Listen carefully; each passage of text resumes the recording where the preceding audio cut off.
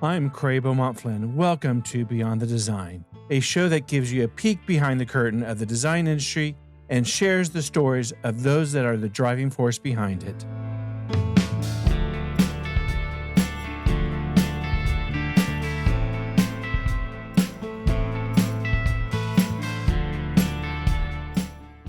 Well, welcome to Beyond the Design, and today we have with us Meridith Baer. Welcome to the show, Meridith.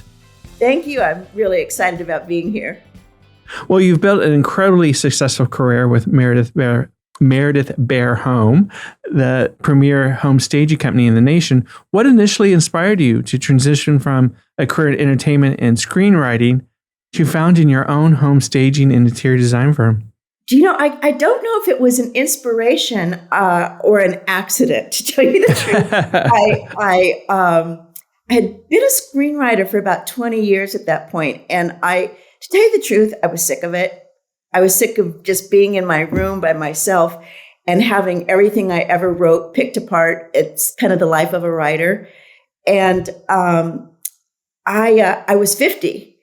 So I wasn't like a spring chicken or anything then. And I just found myself wanting to work in my garden and fix up my house that I was leasing instead of writing. And so I had an incredibly gorgeous garden.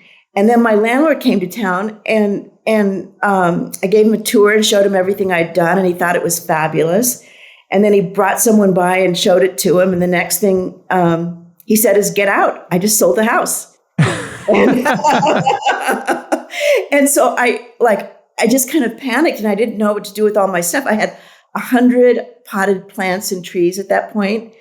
And so I had a friend trying to sell a spec house. And I said, "How about I put all my stuff in your house and there's a courtyard. I set up, bring all my potted trees and plants."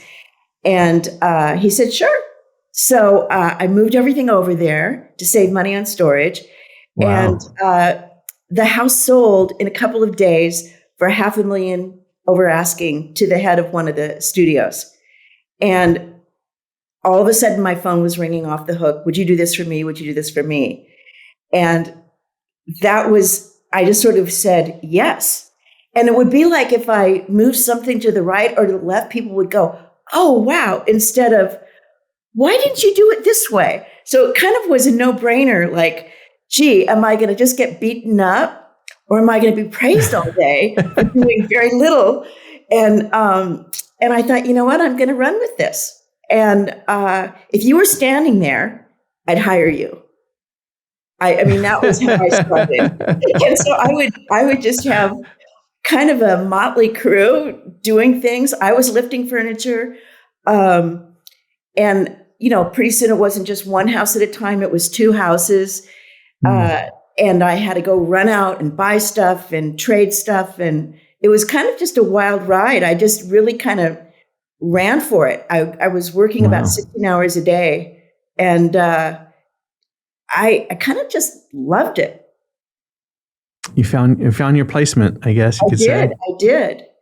Yeah, I always loved moving furniture around and making things pretty. And all my friends would always asked me to do it for them. And I loved it. My mom, when I was a little girl, had me do it, would take my advice for where I moved things. So I always loved it. I just never thought of it as a career. Right. Well, now you have. So what challenges have you faced scaling the business, and have you managed to maintain everything imaginable in the way of challenges?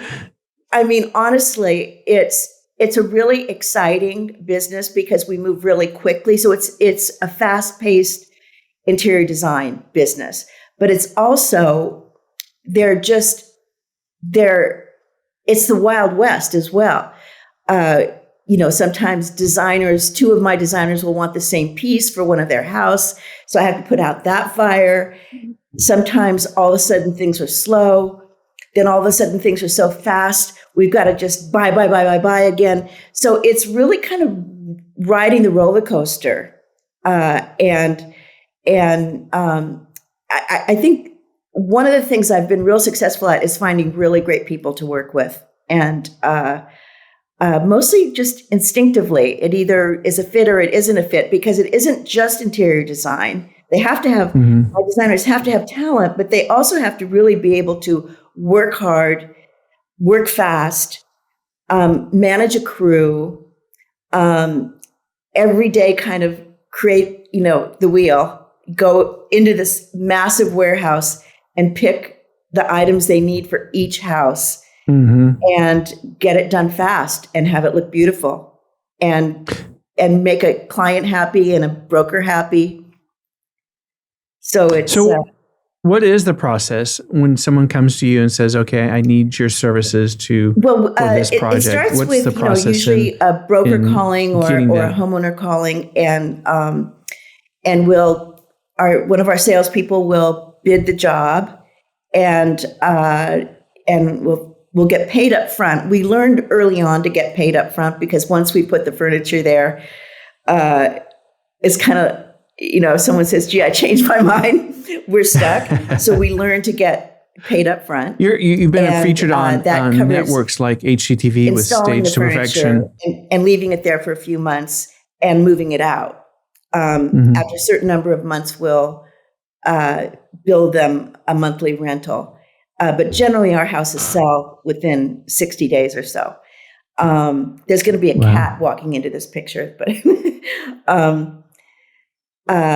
and then we assign a designer to it, and the designer walks the house, takes some notes, and goes back to our 200,000 square foot warehouse and tags what they need. It's loaded up in a truck, and then the fun begins. It's usually anywhere from 1 to 5 days, usually an install, and at the end, we just want the buyer to walk in and fall in love. Fantastic. You've been featured on networks like HGTV with the series Stage to Perfection, and in some major publications like the New York Times and Forbes. How has media exposure impacted your business, and what role does it play in your strategy? Well, I would say, when the New York Times approached us first, it never dawned on me that we would move all over the country and have all these different locations. But as soon as like a story hit, all of a sudden our phone again was ringing off the hook. Come to Connecticut, come to New Jersey, come to Washington, D.C. And I think what I learned to do is just say yes. So my answer was always, okay, yes, we'll be there. And we would, and as we were wanted, we would grow into it. And, so find a warehouse, stock it, find the sales people and the designers in that territory. So we now warehouse in Florida, Connecticut, Northern California, the Bay Area, and our really huge warehouse here in LA. But we can cover the whole country with that. Yeah. You're widespread. Yes, we're definitely widespread. We'll send containers to a lot of the ski resorts like Aspen, Sun Valley, Vail, Park City, and install that way. And then we also have a few different products we offer. We do staging, which is dressing a house to sell, but we also do something called a luxury lease, which is leasing furniture for the homeowner to actually use. And then, we do interior design if needed, but we usually do it fast paced. We have a product called InstaHome. So we get a pretty good idea of what they want, and then we deliver a house full of furniture and give them a price list, and they can keep whatever they want. Oh, fantastic. We can come back a couple times or whatever, but it's kind of speed design. Home staging often involves creating a narrative for potential buyers. How do you approach telling a story through staging projects? And what are some of the key elements that make a space particularly compelling? Well, I think, first of all, we want the buyer to fall in love as soon as they open the door. So we usually pay a lot of attention to what the buyer is going to see when they first enter. So that has to really be welcoming and kind of a solution to everybody's problems and a demonstration of the way you want to live in a space. So we want to take each space and imagine how the space is going to be used and have all the answers right there in the design. So it's really about figuring out what a room wants to be. And that sometimes has to do with the style of the house, but it's also the neighborhood, the type of person most likely to live there, and so forth. So we really try to dress the house for the buyer we think is going to purchase that house. But we want to keep the aperture open and have it appeal to as many people as possible. What current trends in home staging and interior design are you excited about? And how do you incorporate these trends while keeping a timeless feel? Well, I'm actually excited to sort of see a comeback gradually of some antique pieces and even a bigger variety of styles that make up that eclectic look. For a while there, that when everything went super modern, I was a little bit bored because it was just not as much of a treasure hunt, not as exciting. It was a little more cookie cutter. And, the whole mid-century trend, I like a mix of it, but not a solid mid-century. As opposed to like a set design for, to create a mood. I like to mix up things that I love individually.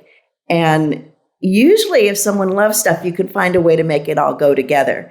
So I'm really enjoying seeing more of a hunger for the mix, for the more eclectic look.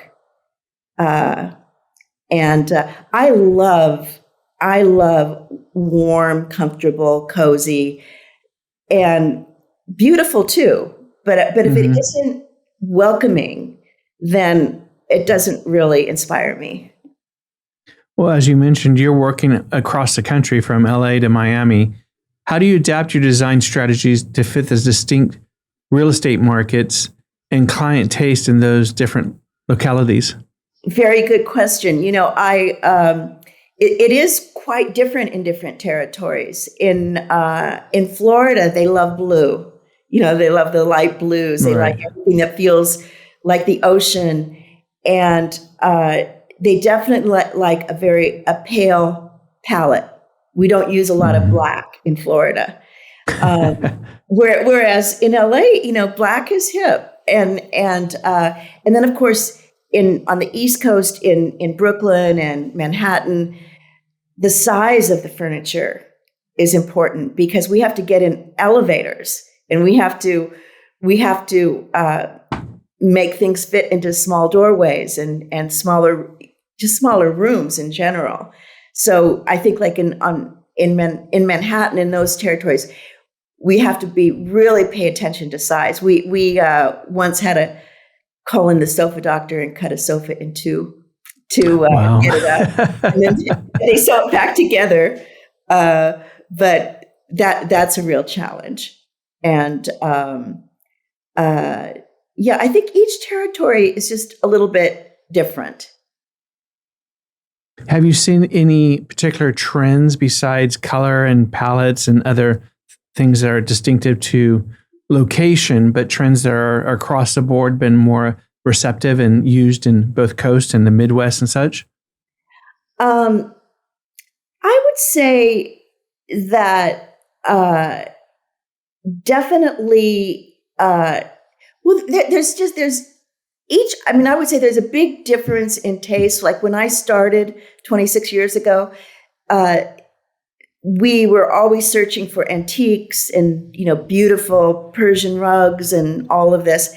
And a lot of that isn't asked for much anymore. That's why I'm saying I'm excited that we can now use a little more of our antiques and things. People will like a little touch of it, even in a modern house.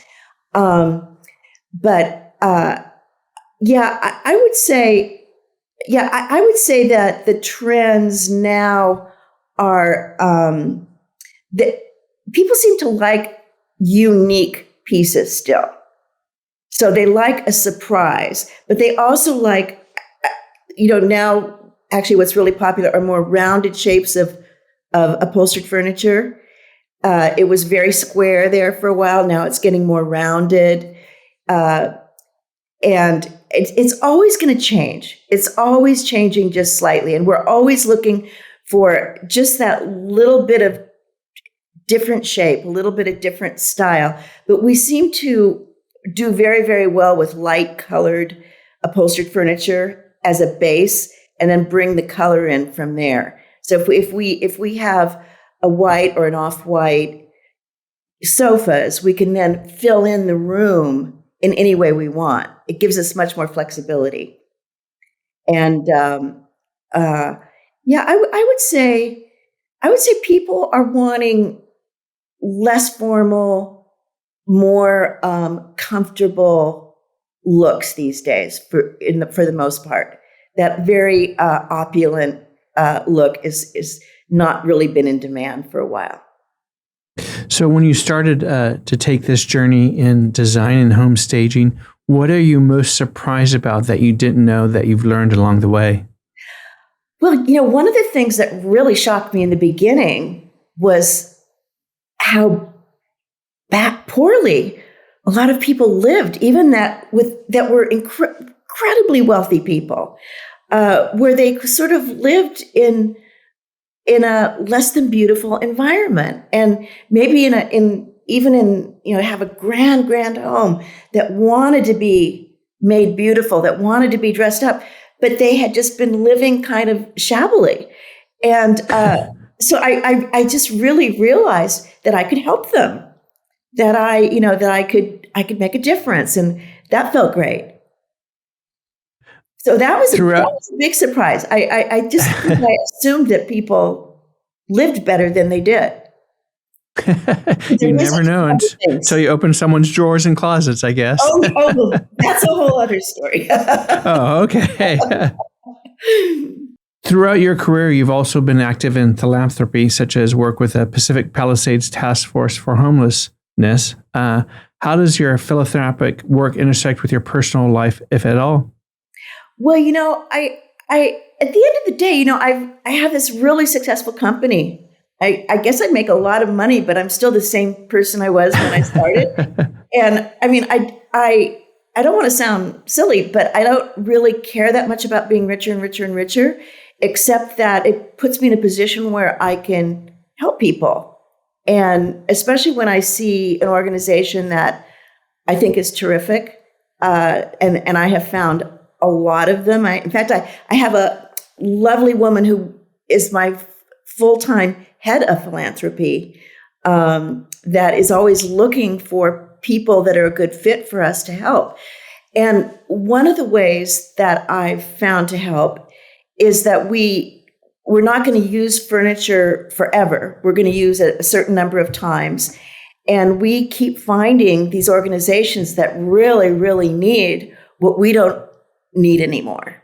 And so we're able, and my designers are also fabulous. They would love the opportunity on a Saturday or a day off to go design and install for these charities that we help. So when we can find an organization that can really use what we're not using anymore, it's kind of thrilling, absolutely, to make them happy.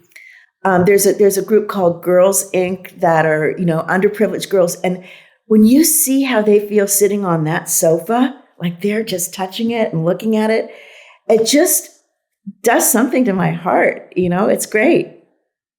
Very rewarding, I'm sure. Yes. So it really makes like everybody in my group happy to do this. So just as a group, I think we all feel the same way. What has been the most memorable or transformative project you've worked on to date, and why does it stand out to you? I think I got involved with this school that is just a few miles from my house, called Archer School for Girls.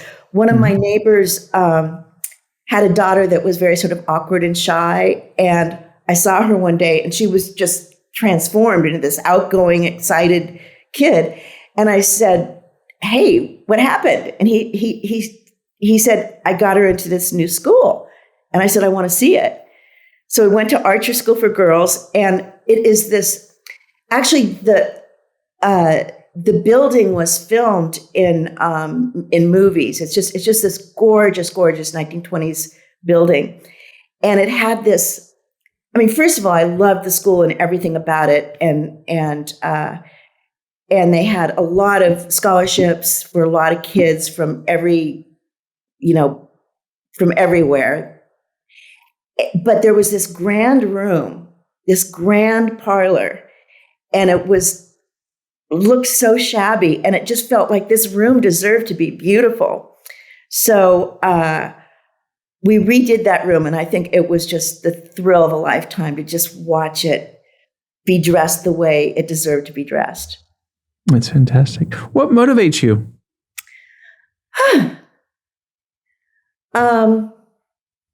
It's a very good question.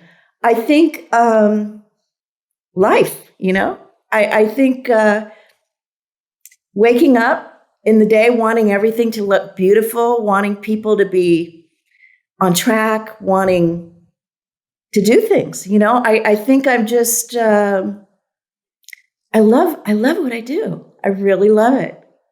Well, that's a blessing in disguise as well. Yeah. Absolutely. So what else would you like to do, since you've been in this business for 26 years, what else would you like to do or achieve with Meridith Baer Home? Well, I would say, I mean,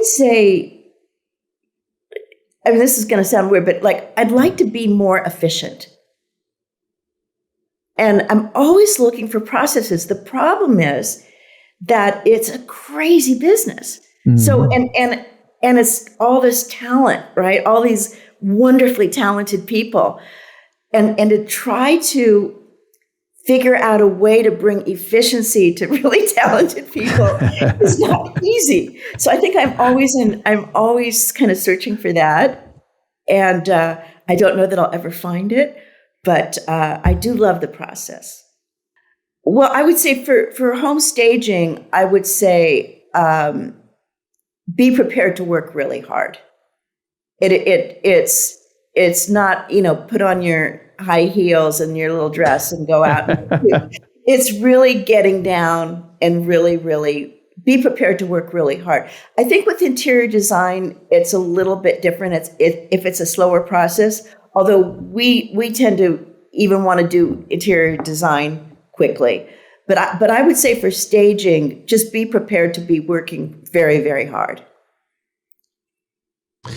Doing this in multiple coasts, what has been the most rewarding and what has been the most, I guess, challenging for you in driving a business that's national? Well, I think making sure that everybody has specifically what they need. So it's like if you have one child, you're shopping, for that one child. But I have 4 children that all have, and I guess I'd say grandchildren that, that all need taking care of. So I have to make sure that all their needs are met. So it's really just making sure that everybody has what they need to do their best work. I would say that's the biggest challenge. So it's communication, really. Looking ahead, what are the future goals for Meridith Baer Home, and how do you see the company evolving in the next few years? Well, I would just say, following the trail of what's interesting to us. I think we're just always looking for what's next.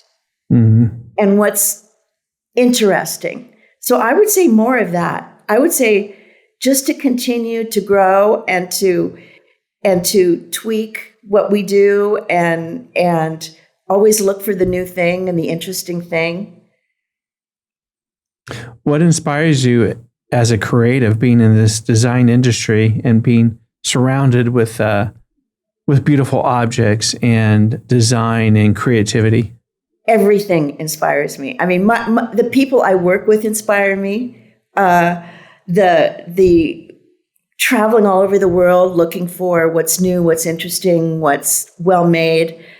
I just find it all thrilling and exciting. I love it. I absolutely love it. I'm so glad that I found this career. Well, what else would you like to share with us, Meridith, about Meridith Baer Home? Well, I do want to say that I am lucky to work with some of the most amazing people on the planet. I am always astonished by how talented they are, and watching them grow just watching them change and watching them grow is really a thrill. So it's like they're all my children. You got many children, many hats. I do. Well, Meridith, it's been a joy to have you on our show and a pleasure to meet you, and much continued success. And we will chat soon. Thank you. Great talking to you, Craig. You too.